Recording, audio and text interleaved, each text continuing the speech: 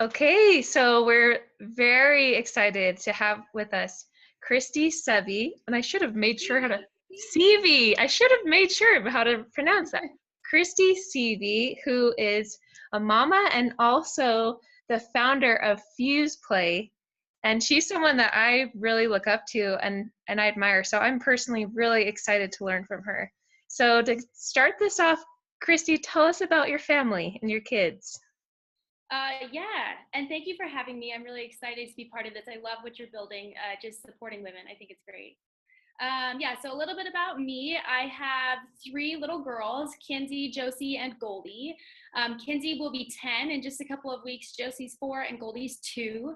And I'm married. We've been married, I think it'll be 13 years here in November, so that's exciting. Oh, cool.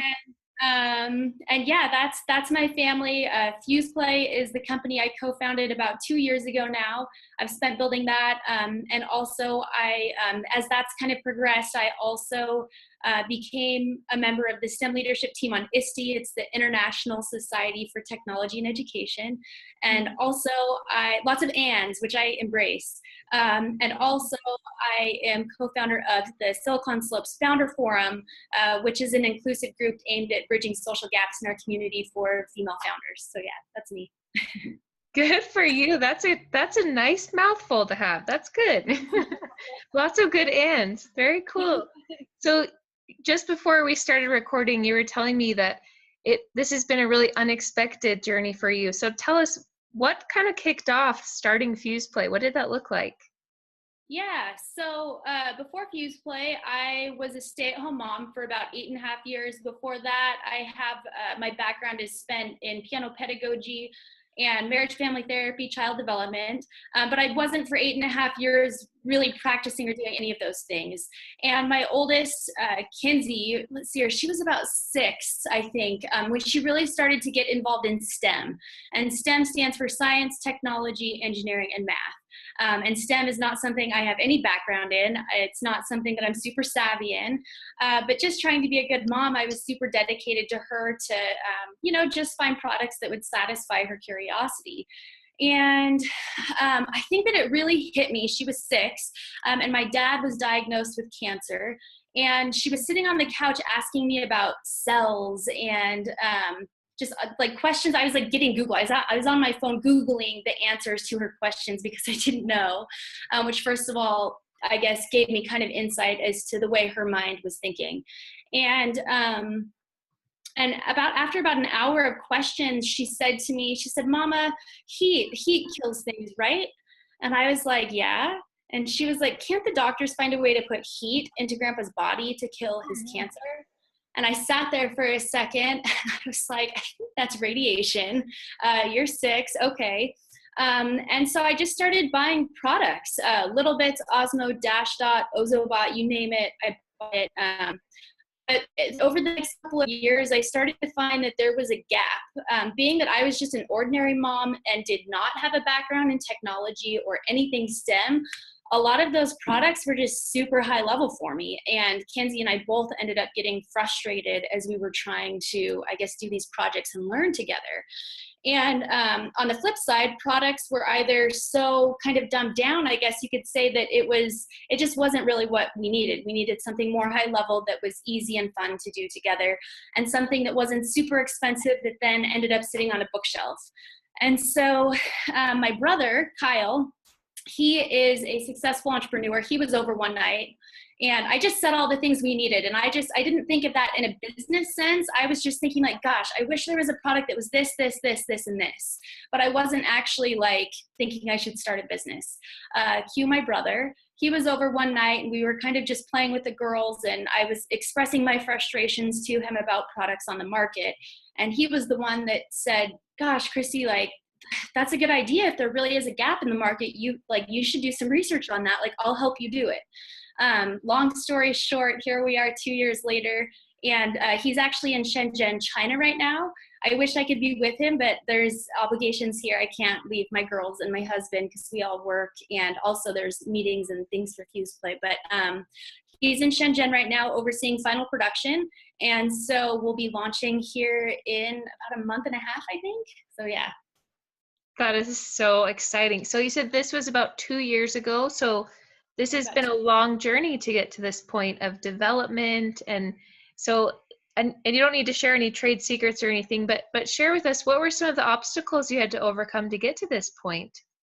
Yeah, so that's a great question. So, first of all, there's lots of different types of startups. You have lifestyle startups, you have technology startups, you have, and even within technology, there's software and there's hardware. And we're definitely, we have a hardware platform. And so with hardware, there's a lot more that goes into developing the product than what would normally go into, say, software, where you can put a group of developers in a room for 24 hours and have a product within 24 hours. And so it was so important to me, though, to have something that was a hands-on experience. You know, you go back to the basics for child development of balls, books, and blocks. I wanted something hands-on, and innately something hands-on is more difficult. And so, and not as much difficult as it is just time consuming. And so the fact that we are a hardware platform has been difficult, but I wouldn't change it. I think it's super important, vital even to the development of children. And so yeah, that's been hard. I would say other than that, the hardest thing is balancing work life and family life and just all the different hats that I wear. Yeah. Okay, you just opened up that can of worms. So how do you do that? I know you share a lot of great insights on your Instagram, but I'd love to hear from you. What are some tips you have for moms out there who are trying to have that balance? Yeah. I think first, like, realize and be totally okay with the fact that you can't and will not be able to do it all. So just give up on that. I think that and are you still there? It looks like we may be cut out. I am still here. Can you hear me? Okay, it just looked okay. Yeah, it just froze for a second. Okay. And yeah, so I think first and foremost, I think that women need to give up on the idea that they can do it all and that they should do it all. One of the first things that changed in our household and our family life was how chores and work in our family was divided up. So previous to me working, I did everything. I did the laundry, I cooked the meals, I cleaned the house, everything. Once I started Fuzeplay, it became pretty clear pretty quickly that the workload needed to be divided up more equally between my husband, myself, and my children. And that's something that I'm so grateful that I learned, and I'm so grateful that that happened. And I wish that I would have always been doing that. I think that the family is meant to be a platform where every member of the family can go out and contribute to something beyond themselves and beyond their home and family. And so that was one of the immediate changes that has made a huge impact in a beneficial way on how I do family life and how I do business life and how I balance everything. My husband does most of the laundry. Sometimes I put it away. I do have a nanny that helps out a few days a week, probably about 20 hours a week. She usually puts the laundry away. I cook, I clean still, but I would say it's very much a joint effort, and everybody just gives where they need to give. Schedules are a lot more strict.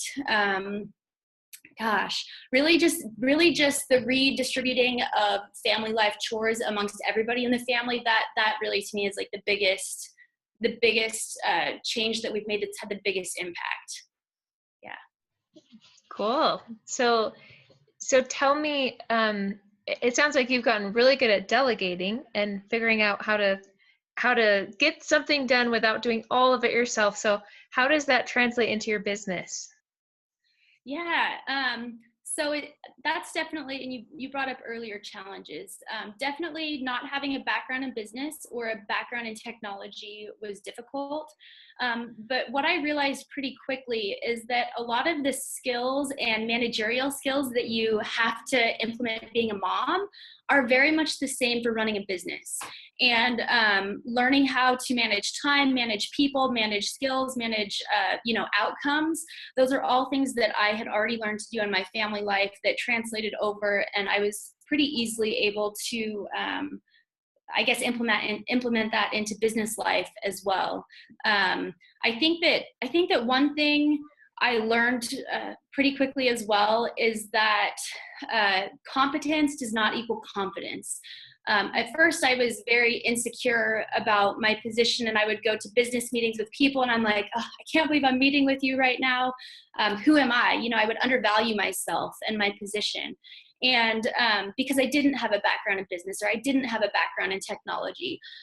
But just because you don't have the skills immediately to do something does not mean that you shouldn't be confident in yourself and your ability to roll up your sleeves and figure it out and create that success and learn what you need to learn. And so definitely being a mom, like, I knew a lot more than I gave myself credit for, and I wish I would have realized that in the beginning. Yeah. I am loving this. And this is such an important message for moms. And I've had a really similar experience for myself where I felt really intimidated, and it was like a scary thing to start a business. But the more that I get into it, and this is something, so I have a writing business where I have a team of writers and we work with clients, and I take projects that are interesting where I get paid to learn, and I love that. So one of the things that I learned from one of my clients that it was like a marketing piece for them, was the concept that it really doesn't matter how much you know, it matters how quickly you're able to learn what you need to know. And that's what you just touched on, was the importance of learning. And that's the thing, you just nailed it, that as long as you're willing to learn and you have that grit to fight through those things you don't know, you're going to figure it out. Yeah, I would accredit a lot of my success to grit. And even there's been a lot of studies done about founders and entrepreneurs and the different characteristics that, you know, create success. And grit across the board is something that always comes up for, I guess, a recipe for success is just grit. And you brought up failure, or no, you brought up fear. We'll have to talk about failure too. Yeah, for sure, we will. You brought up fear and how you felt so afraid when you first kind of started, you know, working in that whole new process. Somebody actually said to me today, I was in a meeting, and they're like, "You're just fearless, aren't you?" And I was like, no, like, I am anything but fearless. I experience fear and intimidation on a daily basis. It's just, I think, more a matter, just like you did, of learning to work through it and embracing that fear and using it to propel you forward instead of hold you back. So I have to do this because that was a perfect segue for it. But fear, as I've found with all the moms that I've talked to, is the number one thing that holds them back. And you just said, embrace your fears. So we wrote an ebook to help moms out there called The Mama's Guide, Embracing 7 Big Business Fears. And we looked at the different categories. So like fear of time, not enough time, money fears, business fears, self-doubt fears. And we looked, yeah. So I'm so with you on that I feel fear every day. And I'm like, there's so much I don't know, but it's so true. Like, just embrace the fear and be okay with being afraid, because we're all afraid. Yeah. And I think with that too, I think that failure is sort of intrinsically tied to fear. At least for me, it is. Mm-hmm. I would say there's one thing that I have a constant fear of, it's failure. But the thing about startup life is that and founding a company, it's a series of failures. Like, it's a series of pivots. It's a series of, you know, picking yourself back up and trying again. That's how you validate your product or your idea. That's how you, you know, grow and learn and change and make those changes that ultimately build a really successful company. And so, you know, failure and fear of failure, that's really something that I have worked hard to embrace and not view as failure. I've tried to view failure as an opportunity, and as something that I can learn from and grow from, and something that's not negative, right? Like, when we think about failure, it's like, oh, you failed, like, you suck. But instead, just thinking about that, like, no, it just means that there's something to learn from this, there's something to change, and it's going to make me better for it. So well said. So well said. And so right now I'm writing a biography for a serial entrepreneur. And just yesterday we were talking about this exact thing. And he had this huge business idea that they put all this money and time into, and it just wasn't working. And I asked him yesterday, like, how do you emotionally disconnect yourself, like, and not feel like you're a failure? And he said something very similar to what you just said. You just said, you know, we tried, we gave it our best, but we learned. Like, I just look at it as a big learning. And I agree with you that fear of failure, it doesn't have to hold us back. And there's another fear that we have in our ebook, the fear of success. And this is something I feel like I'm okay with failure, but I get afraid of succeeding. That, like, the idea of having so many eyeballs on me, or not being able to keep up with the workload, or I don't know, that's another very real fear for people. And do you have some fears of success? I know that's a big question. That's interesting. I've never heard it put that way, but like, you know how you said, like, all the eyeballs watching you and everything you're doing? Yes. And I've never thought about it that way, but absolutely yes. Before Fuzeplay, I'm a pretty, like, private person, and you probably wouldn't guess that because I pretty much put it all out there on my Instagram. But before Fuzeplay, like, I had never had a public Instagram, a public, like, anything, very few friends on Facebook, any of that. And I hardly even posted. But once we decided to start Fuzeplay, I, you know, a way to validate is social media, and it's a great way and a free tool to validate what you're doing is social media. And that's actually why I first started my Instagram, was to start putting my ideas out there and my projects out there to see if women thought it was interesting. And I would say, though, that is a constant fear of mine, always checking myself, making sure I'm not putting too much out there. It's, you know, you fear what people's perception of you is going to be. And the thing is, like, some people are going to like you, you're going to be their jam, and some people you're not. And I think learning to be okay with that, and learning that, like, you'll find your tribe as you go. At first, I remember being so scared that people, you know, just it wouldn't resonate. And just through time, though, I have, like, found my people. But yeah, that's interesting. I love that you brought that up. Definitely. Yes. So I have a question for you, Kristy, because I think often, especially in a social media world, it's really easy to start equating, like, your importance with your number of likes or your number of followers. Or so how do you find that space where you can, and well, I'm kind of assuming here because I can sense your confidence. I know that you have confidence in yourself, but what do you recommend for women who are maybe comparing themselves, or I have really strong feelings on this. Good. Talk about it. Really strong feelings on this. Hey, Goldie. Oh, we got Goldie right here. Oh, look it. She has a cricket. We have a cricket. Oh, wow. Well, let's see her. Hi, little girl. Oh, cute. That's cricket. Is that your cricket? Cool. Okay. Yeah, go find Lexi and go to Lexi. She's so cute. Oh, did she leave already? Oh, it is 4:05. Okay. Can you go grab Kinsey and have Kinsey help out, please? Okay, I can help you, or Kinsey can help you. Can you please go ask Kinsey for help? Okay. This is the mama ladder. This is all totally acceptable. No apologies.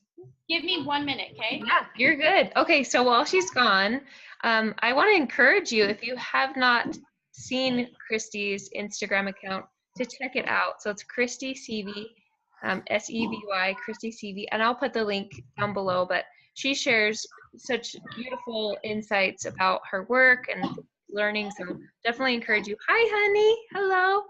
Are you giving them ice cream? Oh, you know, mama ladder right here, friends. That's right. We do what we gotta do. So my little buddy wanted to join me for this, and I have my babysitter here, and he's out playing in our yard with her. So, and also check out her company, and I'll also put the link down below to Fuzeplay, Fuzeplay, Fuzeplay, and we're gonna have her share in just a minute more about what they do at Fuzeplay. So that'll be good, and I hope that you're really listening, because she's got just some really great nuggets that she's sharing with us. So, cool, nice. Ice cream for the win. Nice. I actually hardly ever give them ice cream, but one of my tricks is I do keep snacks hidden, whether it's like really special snacks. Like that was a drumstick. That was like a legit snack, which means you better stay outside and eat this.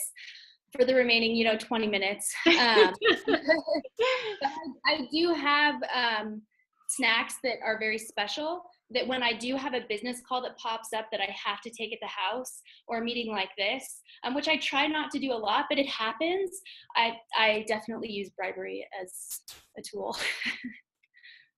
No judgment over here, Mama. Sounds good to me. Okay, so yes, strong feelings. We were talking about women comparing themselves and Instagram followers, likes, and what that means. And I have extremely strong feelings about this. It does not mean a pot of beans. If you allow that to control your confidence and your self-esteem and your value, you will fail every single time. And maybe that's really harsh, but if there's anything I've learned from social media, it is that, gosh, and I hate to say this, but it's smoke and mirrors. Like, it's not real life. I try really hard to be authentic and genuine in everything I post, but it's not all of my life. I don't put all of my dirty laundry on there.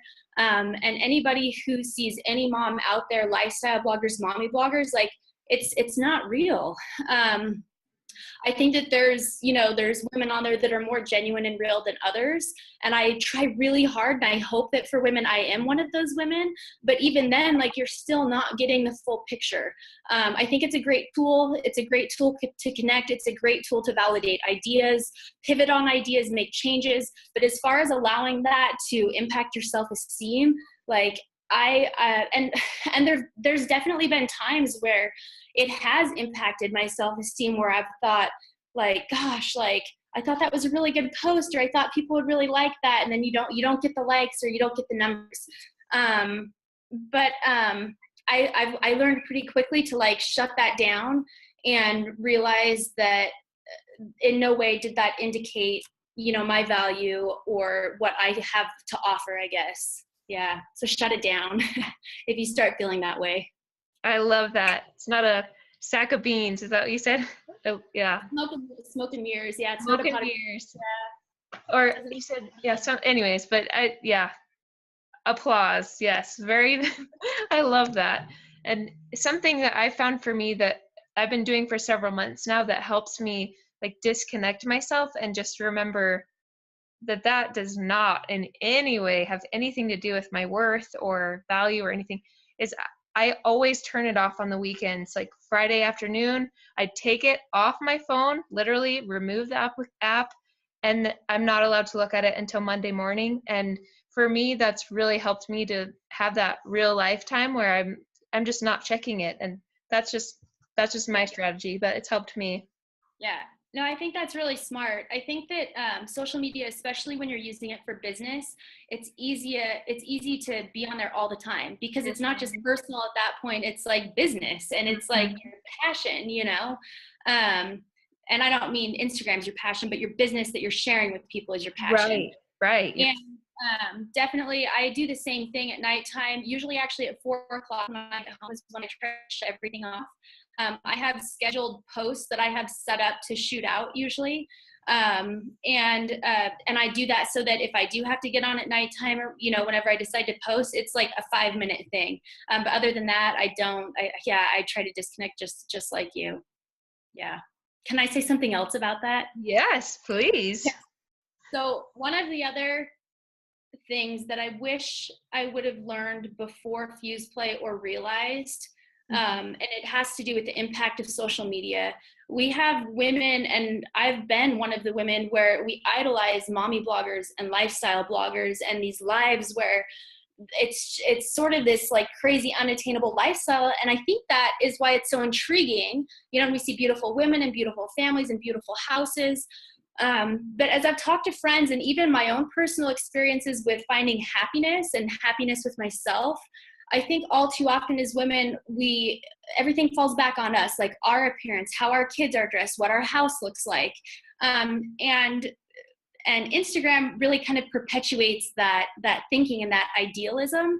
But I think instead, for me, it was so powerful to contribute beyond myself, beyond my home and family, beyond what we look like, beyond what our home looked like. That really was it's been one of the most fulfilling things for me. And I think that for a lot of women, sometimes I wish women would care less about that and care more about contributing beyond the, I guess, exterior. I love that. Thank you so much. And I wholeheartedly agree. And while there are a lot of women that are interested in fashion, or this is not to put any of that down, but I agree with you. Like, I'm really interested in things that help me like progress and help me grow. And I'm much more interested in how a woman thinks than how she looks. That for me that's just my personal priority. But it is important that we present ourselves well. This kind of lends itself to my next question.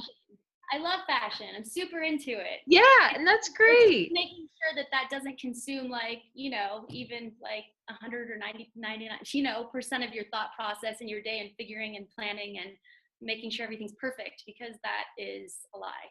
Yeah. Well, and coming from you, who is someone who is gorgeous and who is very stylish, I have to ask about your purple hair and how when that happened, why? Yeah, I just have to ask about it. So let's hear about it. Yeah, there's a story. So, I should show you, even, you brought up beauty and stuff. I have like a circle light so that I look good on camera. For other interviews I bring that too. I have my makeup on usually every day for meetings. So it's not like this is just, hey. But the purple hair, let's see here. I think I was turning 32, and it was a couple years ago, because I'm turning 34 this year, I think. Yep. And I think I probably just had a midlife crisis, and I was like, I've always wanted purple hair, and I already have blonde hair. And so I dyed it purple, and my mom even kind of freaked out and made me change it for our family pictures that we were taking the next month. She would like Photoshop edit it so that it wasn't so purple. And I never intended to keep it. And it was literally within that 2-month period that my brother and I started Fuzeplay. And I went to an event, and it was my first event in business, and it was a conversation topic, and people were like, oh, I like your purple hair, and I was like, yeah, it's fun. And then I went to another event about a month later, and I had been thinking about changing it back to blonde, and I had people come up to me, and they're like, you're the girl with the purple hair, I saw you last time. And so I was like, well, that's interesting, maybe I'll keep it for a little bit. And then honestly, it just kind of stuck, and people recognize it. It's something that people, I don't know, it makes people feel more comfortable to talk to me, which I like.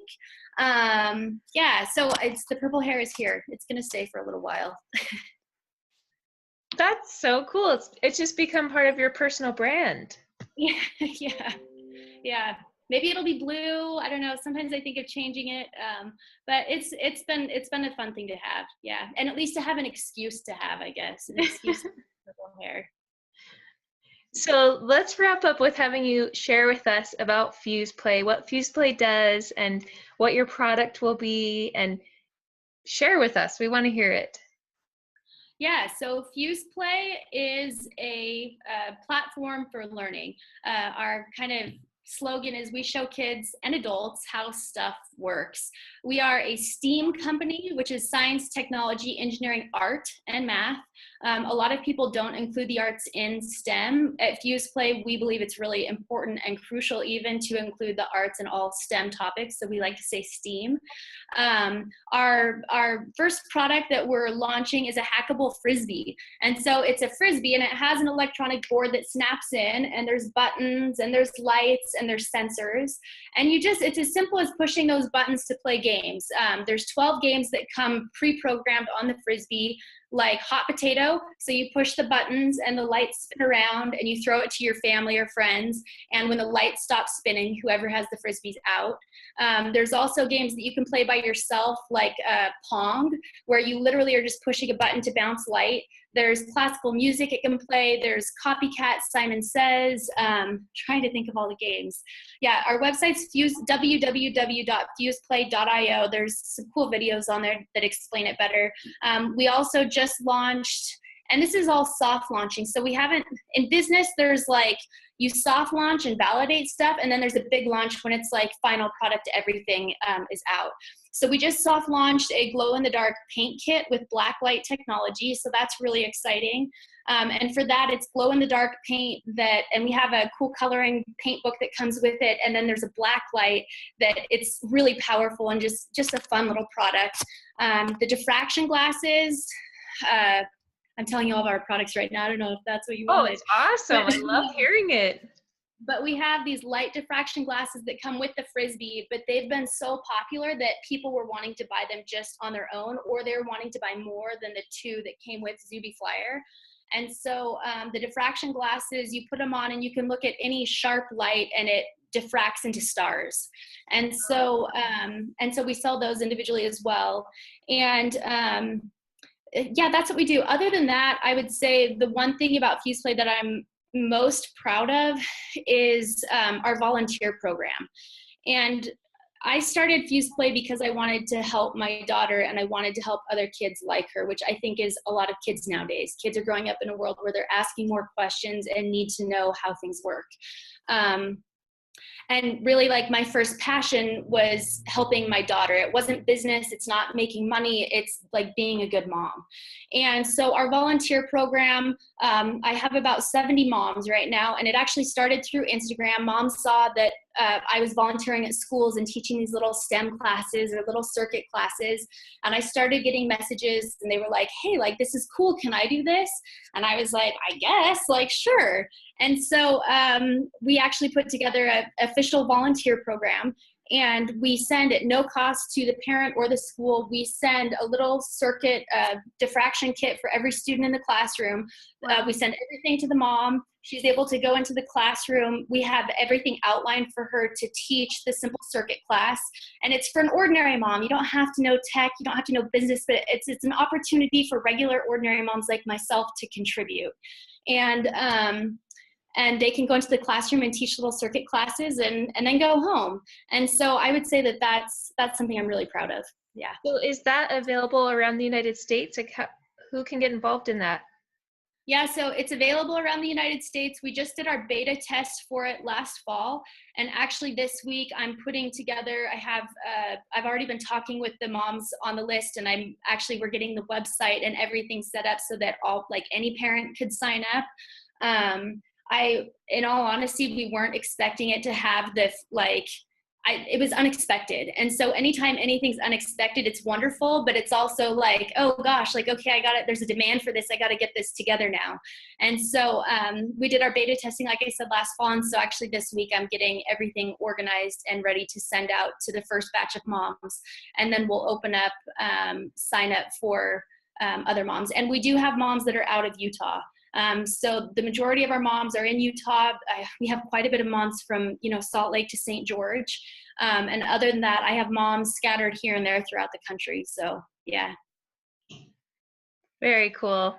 Well, Kristy, thank you so much for your time. And they probably are finishing up those ice cream cones. So we gotta let you wrap this up. But is there any last thought you'd like to share with a mom who's either just getting ready to start a business or is in the first year? What would you want to tell her? Gosh, besides the fear and failure bit, and competence doesn't equal confidence, those are really important. I would just say have patience with yourself. Like, don't beat yourself up. It's a learning process. I think sometimes as women, and especially as moms, we, put a lot of pressure on ourselves to do everything all at once perfectly. And I think just, not being too hard on yourself and giving yourself room to grow and room to learn, and not beating yourself up when you get things wrong, because you'll get things wrong. So don't beat yourself up about it. Great. Thank you so much. Yeah, thank you so much for having me. It's been fun. I appreciate it. And we'll put all the links. Look below. We're putting all the links to check out Fuzeplay. All right, sounds good. Thank you.